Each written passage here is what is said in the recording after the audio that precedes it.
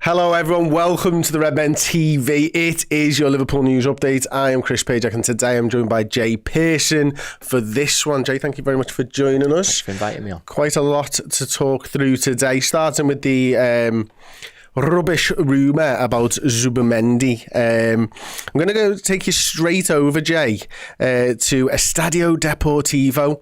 Now, there's a few things that I like about this website, so if we can get that up on the screen, that would be fantastic. First and foremost, I don't know whether you can see this, but they've got some big news like things at the top. Yeah. Right?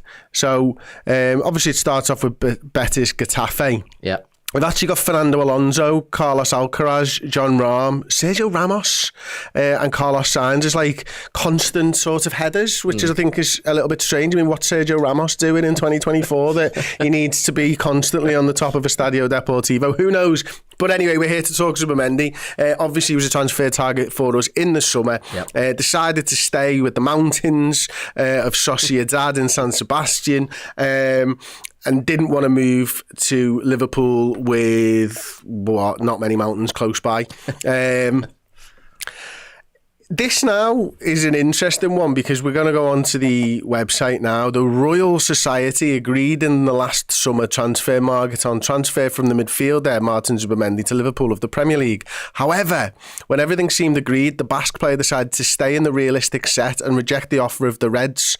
A month later, his team is going through a complicated situation. According to the footballer himself, from England has asked to the British club to try again and address their incorporation. It's a translated website, which is funny. What they're basically saying is Zubimendi has asked Liverpool to try and sign him in January because he's not happy with what's going on at Sociedad at the moment. And I find this quite interesting. There's two schools of thought straight off the bat. Which one are you in? Nah, he's never come and he's had his chance. Or, hello. I am firmly in the hello, but not surprised. I knew this would happen. You just knew it. You could tell straight away from the fallout from it that this would come back around. Similar, not to the Ilka van Dijk when that sort of fell through because we tapped him up and all that, and then I was like, that's not done. I just had the same feeling that this wasn't done. When a player rejects you is one thing. When he rejects you to stay at his boyhood club is another thing. So for me, if you're rejecting someone for your boyhood club, then there's a lot of different caveats and different reasons there to go, all right, sound, he wants to stay at his... If he was playing for Real Betis and he rejected us and he didn't grow up a Betis fan, he rejected Liverpool, then yeah, sound, you've had your chance to stay in the mountains. But I'm on the side of, hello, because we're a Gravenberch injury away for being really, really depleted in that. So if we can get him in January, I'm all for it. That's my knee-jerk reaction, Chris. No, I like it. And interestingly, over on Team Talk, they're saying that Spain, reports from Spain are claiming the midfielder is regretting his decision. Yeah. The reports from Spain we've just ran through, who actually said that it's reports from England. And if you trace those reports back, it was Indicator. Last night. So Indicator has said something. Spain have picked up on it. England are now saying that the Spanish press is saying this, but actually at the heart of this is Indicator. So I don't know whether this is true or not. My guess is that there's nothing in this and that it actually might be rubbish. Let's pretend it's not, for the interest of the views. But it is, I think it is interesting because it sparked a debate upstairs with us. I'm very much like you. I'm like, oh, hello. And that's sort of born out of the fact that I think once Liverpool like a player, they stay liking a player. Yeah. And, Gravenberch is a classic example of that. We wanted him a couple of years before, and yet we didn't get him. But he stayed on our radar. And I think that that's what happens when you have a data team of are incumbents and have been there a while, is because once they do like a player, they tend to stay liking that player. Yeah. Now, could I see Liverpool signing him in January? Probably not. If the story is true, I still don't think it would maybe be a January move. Now, what's interesting though, Jay, is that they've not offered him a new contract, whereas I think that was part of the agreement when he stayed. So you can imagine that would have pissed Zubimendi off. Absolutely. You think, well, false promises there. I've stayed, I'm going to get this contract, improved terms, longevity, legend at the club, blah, blah, blah, and it's not happened. And he's thinking, well, what was your intentions? Just because you wanted me to stay on for another year? That's not acceptable. What they could have done is said, right, well, a bit like what we've done in the past where you can say to a player, you can just stay for the extra year, just sign that little bit of an extension, then you've got our blessing to go. They haven't done that for him, so it shows their true colours if this is all true in fact. But it can only work in our favour, Chris, at the end of the day. You're saying that we don't see a move from him in January. Well, let's see how the land plays until then. It could be a case where really hope it doesn't happen. Where touchwood, we've got injuries and we need to go into the market to get him. And if we can wait till the summer and Grav plays an outstanding season, touchwood, his form carries on, then fine, let's look at it in the summer. But this will gather pace for me, if this is true. Yeah, that's it. Obviously, I think we know that Moreno, didn't he? Mikel Moreno went over to Arsenal. That deal was almost done, and so I think he would have expected a little bit of a drop-off from Sociedad if you were Zubimendi. Robin Lenormand also moved on, so yeah. I think they're about 16th in La Liga. They've had a pretty poor start to the season this time around. So he's had a poor start. He hasn't had those improved terms from his contract. I just wonder whether, even if this is all true, right, could this be him and his agent playing games to get that improved deal? Because it kind of sounded really like he'd really thought about it. And at the end of the day, as much as he wanted to move to Liverpool, he couldn't do it because he loved the club.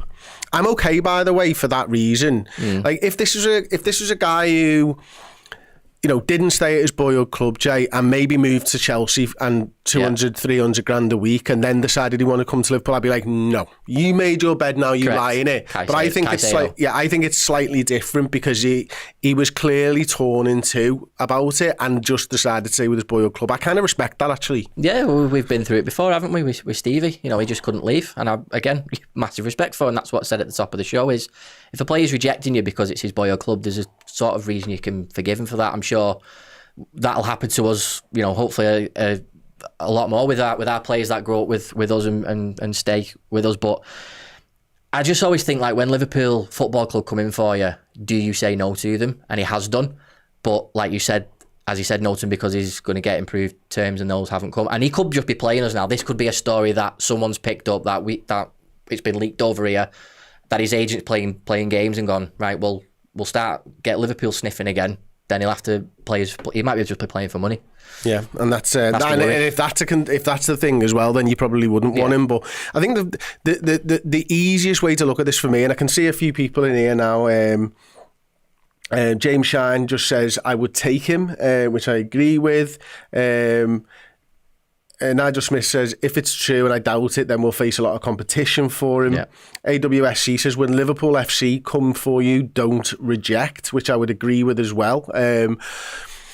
But I think the thing for me is, and I think you sort of hinted at it earlier, Jay, ultimately, would you rather have Zubimendi and Gravenberch competing for that spot, or Gravenberch and Endo competing for that spot?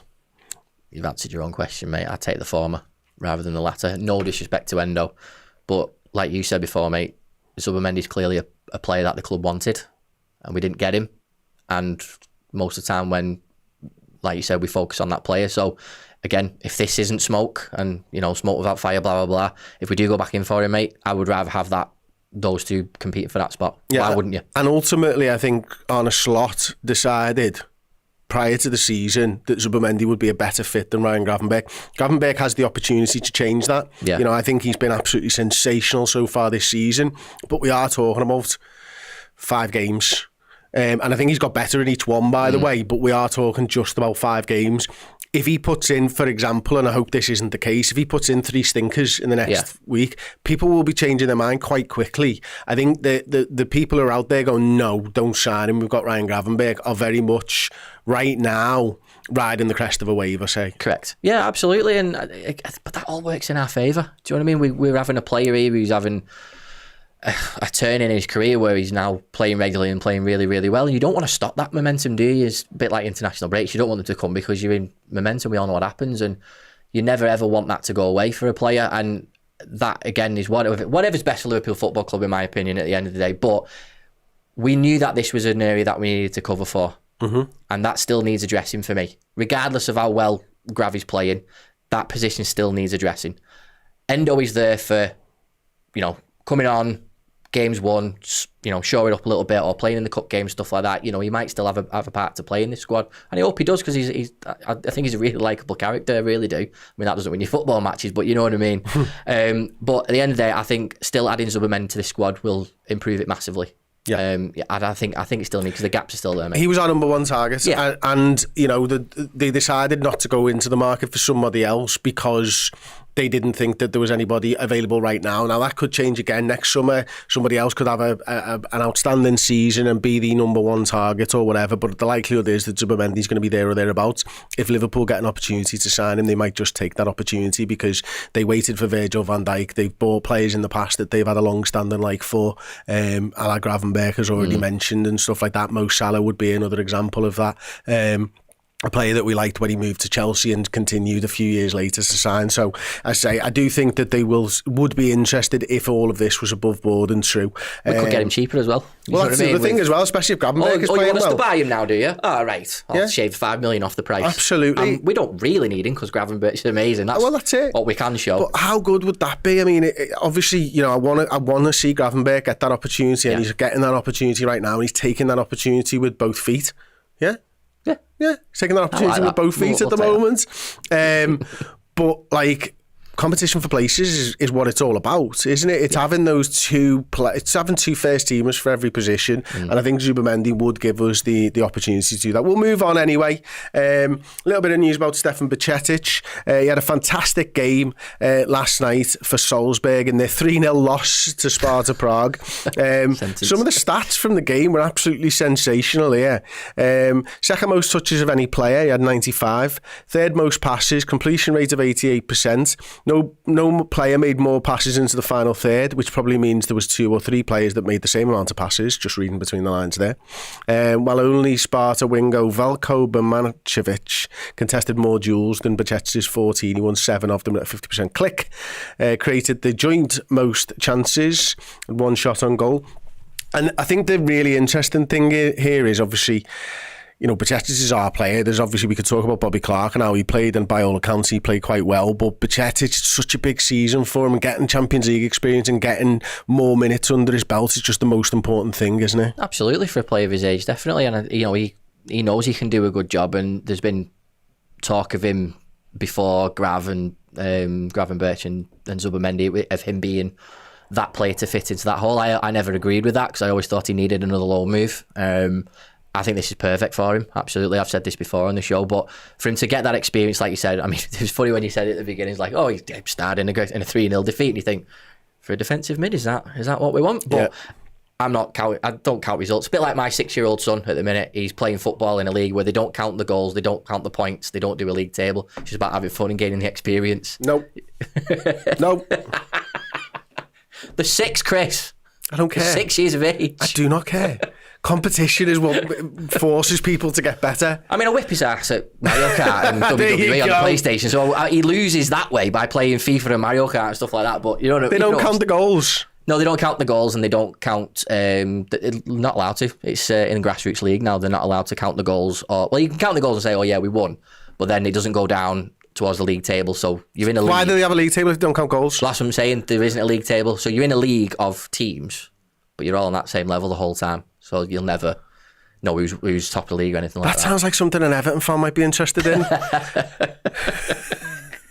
But yeah, that's it. Grassroots football, mate, at 6 years of age. And I found it weird. It took a long time to get my head around. I'm not into that. I understood it. I'm not into that at all. Like, stops the kids being disappointed. I've done me back in at the moment. I'm one of the most competitive people you will ever meet. Like, I've done me back in playing paddle tennis with I was just about to say, in the comments how you think he's broke his back. And it was me and Josh Williams, and it was Aaron and Dan on the other side, and I whispered to Josh that I've done me back in and played on in the third set when I couldn't really move. And Josh came in yesterday, he was like, by the way, I love the fact that you're so competitive, you fucking whispered it to me. I'm not giving anything. And like Dan I think noticed, but Aaron said he hadn't actually noticed and stuff. I had a zone of terror. It was about this big by the time that the game ended and stuff. But no, that's why I don't like pre-season friendlies. The only time I've enjoyed pre-season was this season because you're learning something new about the manager, but I hate them because it's not competitive. Completely agree, mate. And going back to I've seen a comment there saying, what is it? It's not a league, it's a list. It's so true, that. It's so true. But what I'm saying about the Stefan Bajcetic situation is he's just gaining that experience, and he's gaining that top level football that he's going to get all season. And we know Pep's going to play him. You know, let's not take off the fact that they've been beat by Sparta Prague 3-0. It's irrelevant. See how they get on in the league, where it's, you know, week in, week out, that type of thing against that level of opposition. And again, it can only be good for him. Essentially, good for us. Yeah, okay. Sean Granger says, cheese and onion on toast with Tommy sauce and Redmen TV on. What more could you ask for?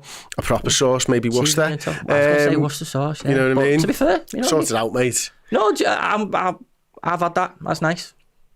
I mean, you never beat Leah Perrins, but yeah, you're not beating Liam Perrins. You're not beating Liam Perrins there, mate. Sort your life out. This is ridiculous. Okay, we'll move on to the next story then. And this is how many points Liverpool need to avoid Champions League playoffs. I've been saying since we started talking about the Champions League this season that I think it's 15 or 16 points. Yeah. Now it looks like it's been backed up with a little bit of data from Football Meets data or F Meets data on Twitter. So the chances 41% that you'll need 15 points, 36% that you'll need 16 points, 6% that you'll need 17, and 15 that you'll need 14. What's interesting here is they've obviously worked this out properly. I knew it was 15 or 16 points because of Footy Manager. Yeah. Because Footy Manager's had the league phase in for a little while now, and it's batshit crazy, but that's what you sort of get through with. And actually, if I go back here, we'll see the chances of Liverpool making it into the top 8. So according to this, it's 47% chance. Okay. And a 94% chance that we make it into the top 18. Now, on this one here, I don't know whether you can see this particularly well, but what I found interesting is that, like, basically the top 8 are almost guaranteed to get into the playoffs, if nothing else. Correct. And that is why the Champions League has changed. Yes. I mean, we'll talk about money, we'll talk about all those sorts of things. You can go into that, that's another podcast on its own, mate, but yes, the chances are of us getting that top 8. We always said 10 points, didn't we, in the previous phase? 10 points got you through, and essentially win your own games, get a good result where you sound, and then obviously the math is mathing right now. Do you know what it reminds me of? You've got to get into the top 8. Do you remember when you wanted to get into your top 8 on MySpace with your mates? Yeah, getting into the top 8 was like seeing, I mean, that caused drama, that. You've got about 100 friends and you're sorting them in order. Oh. It's ridiculous. Kids today don't know. I remember they don't know. I remember Paul basically learning to code so that he could sort his MySpace out, and then everyone went onto Facebook pretty much the week that he'd done it. And he was absolutely gutted. Was you in his top 8 though? That's the big question. I was always number 1. Was you? Yeah, because I don't think he'd met Charlie at that point. And no, he hadn't. It is what it is. And the year he met Charlie, Facebook was kicking off. So yeah, so you're right. So there we go. But going back to it, the MySpace Champions League, getting into top 8, there's no reason why we can't get into top 8 given the fixtures we've got. Yeah, and that's not being, we're playing Real Madrid, we're playing Bayer Leverkusen. But yeah, you're probably going to drop points somewhere. But this is again what I was kind of talking about this, and apologies because I have said this over a few shows now, but like, I think the general consensus was you may as well have your hard games at home. I disagreed with that from the start because I was thinking, well, it's easy to win 4 home games. So if you get 4 easy home games, you're banking 12 points and you need 1 from 4 away. Shut up shop abroad. And that's done. Yeah. Like Real Madrid and Bayer Leverkusen could quite easily beat us at home. And then all of a sudden, let's say you get 6 points from your other 2. You need 3 wins from 4 away fixtures, and it's sometimes just difficult to get those away things. It is going to be interesting how we all what the general consensus becomes over the next 2 years with this new Champions League thing, isn't it? Yeah, I think it'll be a case of within a year or two we'll probably get used to it. Like, do you know what? It's actually quite sound. I think that's probably. I've seen a few people say it's actually all right straight away, and some people have seen the league table and gone, "I'm getting on board with this." I mean, it is interesting. It's different. It's freshening it up as well, which is good. But it doesn't really change because you finish in the top 8 in terms of the separate groups and you're through. So things haven't really changed that much to it. But I think not having the same team home and away is going to have a massive factor, like you've just said. And I think it's a really, really good point you make, mate. And I've never actually thought about it like that. If you're going to get these teams, get them at home, yes. But like you said, if you had 4 easy peasy teams on paper, that makes more sense. It really does. Well, you basically win your home games and you're at least into the top 24. Yeah. Done and dusted. Yeah. And as I say, just 1 win away from home would be it. Sean Granger tried Worcester sauce, but it all dripped off. Yeah, I can understand. I get that, but yeah, it's not a problem that I've had because I can use cutlery. But yeah, Sean, I appreciate it. I'm sorry, mate. I'm so sorry, Sean. If you're eating cheese on toast for knife and fork, what are you doing? Fold the thing up Get it in there. Exactly, yeah. No messing around. Correct. Shouldn't eat it like a taco if you need to. Just fold it up like that and go in that way around. I'm sure it's all fine. Okay, we'll move on yet again. This time it's the Athletic, so I can't show the web page this time around. But what I thought was interesting about this piece is obviously we were looking for a set piece coach. Apparently we've had loads and loads of applications, but it doesn't look like that position's been filled. In fact, if anything, it might have been filled by Aaron Briggs, who was brought in as Vitor Matos' replacement to be the link between the sort of academy players and the first team. Now, apparently Aaron Briggs has been doing a lot on the set pieces. Now, the 2 goals against AC Milan, or 2 of the 3 goals against AC Milan, were both set pieces. So it looks like it's starting to work. And I just wanted to get your opinion on what you've seen from the set pieces so far, and do you like them this season? Absolutely. I think the way that the team's being set up, I've noticed as well there's a little bit of difference from the left and the right as well, which I like, because you're incorporating, well, if Trent can take the free kick from the left, you're going to get a different whip on the ball, and because I'm all for with corners, I'm into the keeper rather than hitting it away from the keeper. Do you know what I mean? An outswinger, I'd rather have an in-swinger from a corner. I don't know about you. Yeah, absolutely. I just think that the pace... They're more dangerous, aren't they? Absolutely, you've got more pace in the ball as well. Second balls for outswingers, I believe. Yeah, so that has always been a problem for us, is second balls. For the last couple of years, I've always noticed that, and it's just finding a shirt on that second ball, and it's always been frustrating. But what I've noticed about the set pieces, a few years ago, we were always the dominant team when it comes to set pieces in the league, and obviously that dropped off. Because of Virgil and Matip. Yeah, absolutely. But what was really good to see is the fact that both Konate and Van Dijk bagged, which was great, and I do think it's working. Again, I go back to what I said before, anything to help the team. I think when we had a throwing coach, that I think that worked in some sense because of the way Salah made his runs, and it played man in and vice versa, depending on which flank you're on. So I'm all for it, mate. And if this guy is the man to do it, early on, it's working. Well, keep it going. I mean, James Pearce writes here, the joyous reaction of Liverpool's 3 analysts inside the San Siro, Dan Spirit, Joel Bonner and Jansen Moreno, underlined that a plan had come to fruition. Opposition analyst James French had also done a lot of the prep work before the trip, and I think you could see that they targeted Mannion and coming off of his line, and they put both centre-halves against him and made it difficult, and it was so evident. So to the point where when that child came on in goal for them, they didn't do it. No. So it was clearly something that maybe they just didn't need to because of the game state. It's like Rocky IV, that, wasn't it? Throw the damn towel. Just get him off the pitch. Yeah. Just sub him. It was ridiculous. I mean, how many times did that lad go down? Like so many times. Stupid, mate. It was. But he's good with the ball at his feet. He's a good shot stopper. But they clearly decided that the way they were going to get him was the set pieces. So hopefully that's the case. One more massive story. I don't know how to say this word. So Fahayes.net has said Mohamed Salah moves away from Liverpool and approaches Saudi Arabia. Now that is quite factual as a headline. Yeah. And I don't think that's really a true good translation because he's still a Liverpool player right now, as far as I am aware. With a contract in force until the end of the season, everything indicates that this will be his last season of Mo Salah in Liverpool. Writes Nacho Estrella Dominguez Mompel. What a name that is. Name, I mean, he's got a beer and the best beer snack as well, Nacho and Estrella. What a guy. When he's pissed, he just shows his ID, doesn't he? What do you want? I'll have that, please. Oh, right, Sam, you want to know what's Sam? Absolutely. So according to this, Mohamed Salah, one of the most iconic players in Liverpool in the last decade, he could be living his last months. God, is he dying? Dramatic. What is going on? As a star of Anfield, with a contract that expires at the end of the season, everything indicates that the 32-year-old Egyptian attacker will not renew his bond with the English club. Did he get a thesaurus out and go, right, we need to change that? Yeah. Don't copy my homework. This has sparked the interest of various teams in Saudi Arabia who seem willing to offer you a new challenge outside of Europe. That's great. Mo Salah is dead.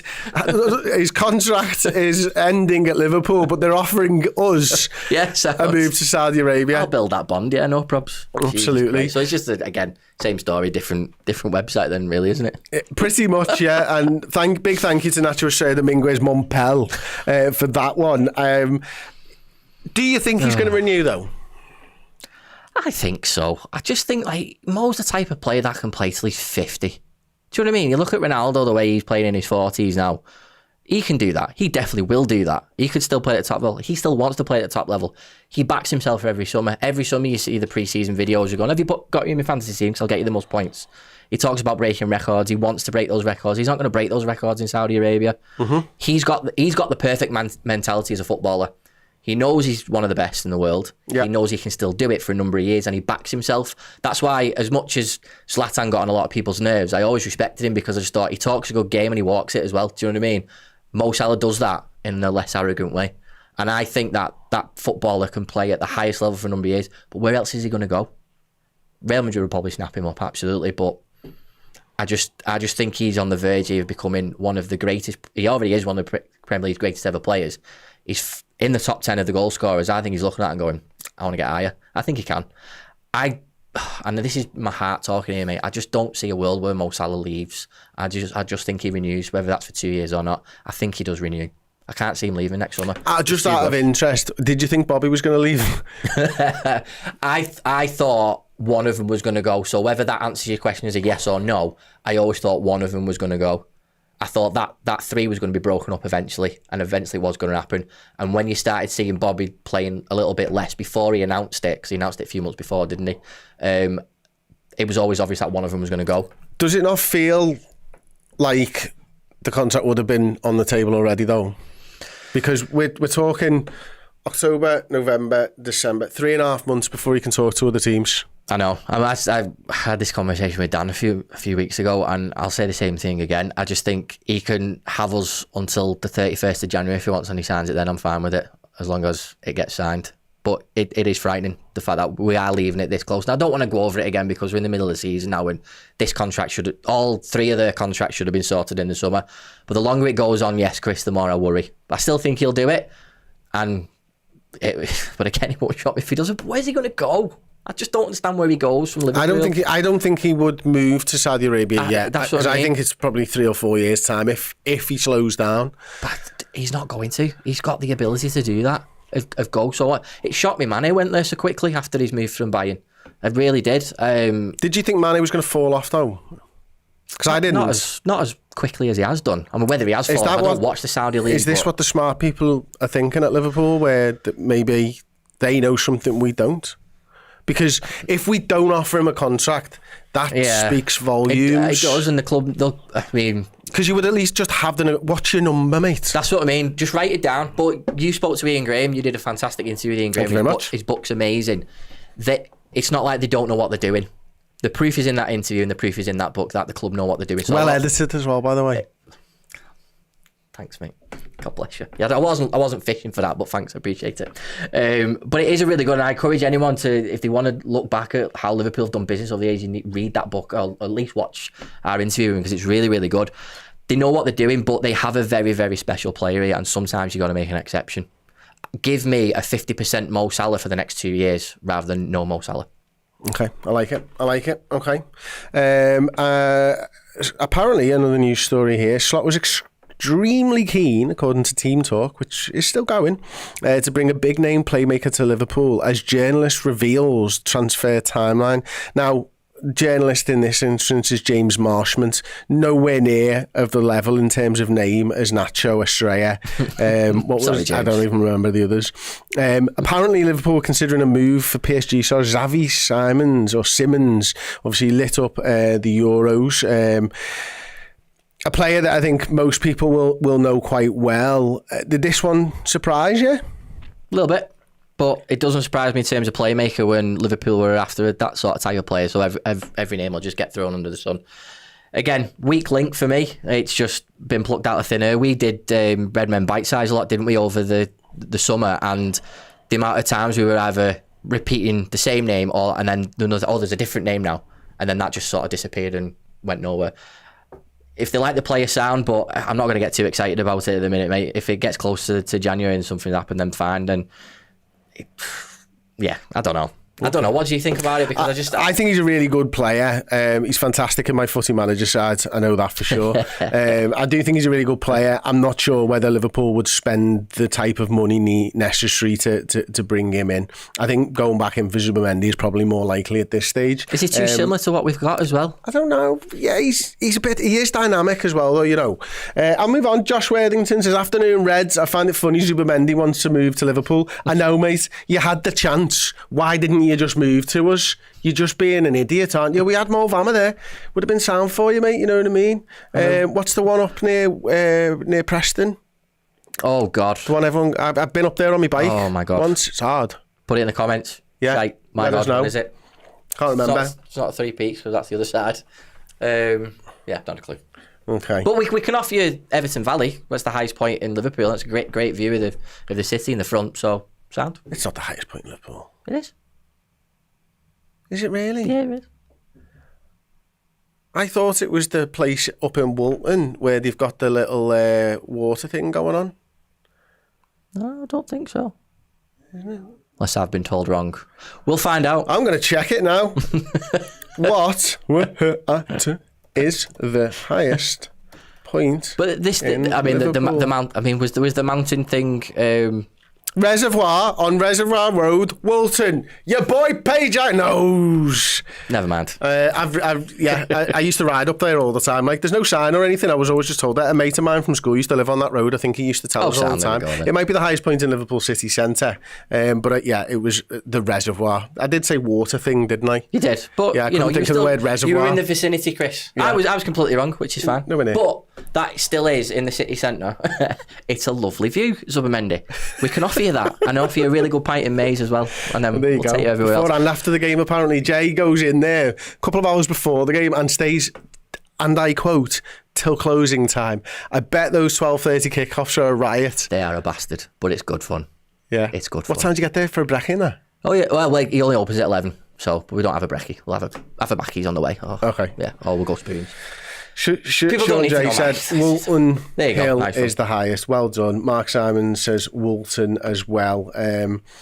Josh Worthington said that I would like to loan in Simons. I would as well, because that's how I continue to buy him, because on my version of Footy Manager it's just basically broke where you can just loan players for years and years and years. Yeah. Which is fantastic for me. I mean, that's how everyone's done their research for years, right? Yeah. That's how it happens. You know, before we got the internet and day, that's how you did your research. He plays well on there, sound, we'll have him in real life. And sometimes it has been great over the years when you have seen a sort of a player on a football game who's been amazing, and all of a sudden in real life he echoes real life to virtual reality, which is brilliant. Yeah, absolutely. Okay, well, there you go.